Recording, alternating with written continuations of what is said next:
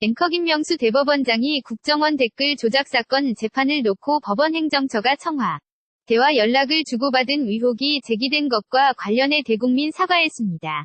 진상규명과 후속 조치를 위한 별도기구도 마련하겠다고 밝혔는데요. 제23일 대법관 전원이 밝혔던 내용과는 결이 적잖이 다릅니다. 최규식 기자가 보도합니다. 리포트 법원 행정처가 청와대 민정수석실과 특정 재판을 놓고 연락을 주고 받았다는 의혹에 대해 김명수 대법원장이 대국민 사과했습니다. 김명수 대법원장 발표한 내용과 같은 입장을 밝힐 수밖에 없었던 점에 관해서 개인적으로 무척 안타깝고 죄송한 말씀을 다시 한번 드립니다.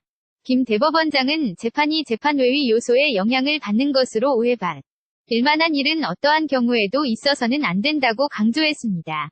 김 대법원장은 조사 결과를 보완하고 공정한 관점에서 조치 방향을 논의할 별도 기구를 조속히 구성하겠다고 말했습니다. 또 법원 행정처 축소 등 제도 개선도 약속했습니다.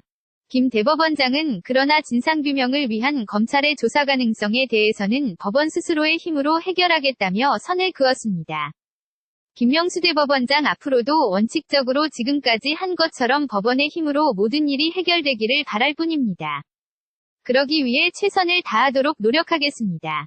어제 23일 대법관 13명 전원 명의로 원세훈 전 국정원장의 재판에 청와대와 법원 행정처가 연락을 주고 받았다는 의혹은 사실이 아니라며 유감을 표명한 것과는 차이가 있습니다. KBS 뉴스 최규식입니다. 앵커 김명수 대법원장이 국정원 댓글 조작 사건 재판을 놓고 법원 행정처가 청와대와 연락을 주고받은 의혹이 제기된 것과 관련해 대국민 사과했습니다. 진상규명과 후속 조치를 위한 별도기구도 마련하겠다고 밝혔는데요. 제23일 대법관 전원이 밝혔던 내용과는 결이 적잖이 다릅니다.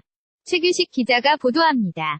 리포트 법원 행정처가 청와대 민정수석실과 특정 재판을 놓고 연락을 주고 받았다는 의혹에 대해 김명수 대법원장이 대국민 사과했습니다.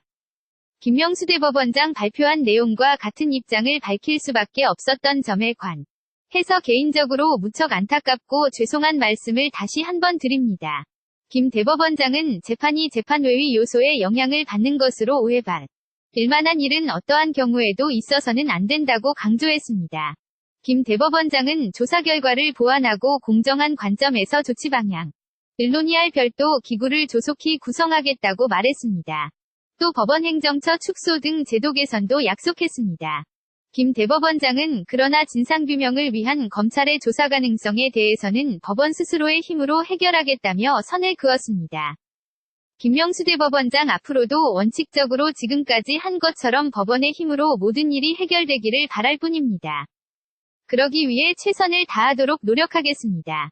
어제 23일 대법관 13명 전원 명의로 원세훈 전 국정원장의 재판에 청와대와 법원 행정처가 연락을 주고 받았다는 의혹은 사실이 아니라며 유감을 표명한 것과는 차이가 있습니다. KBS 뉴스 최규식입니다.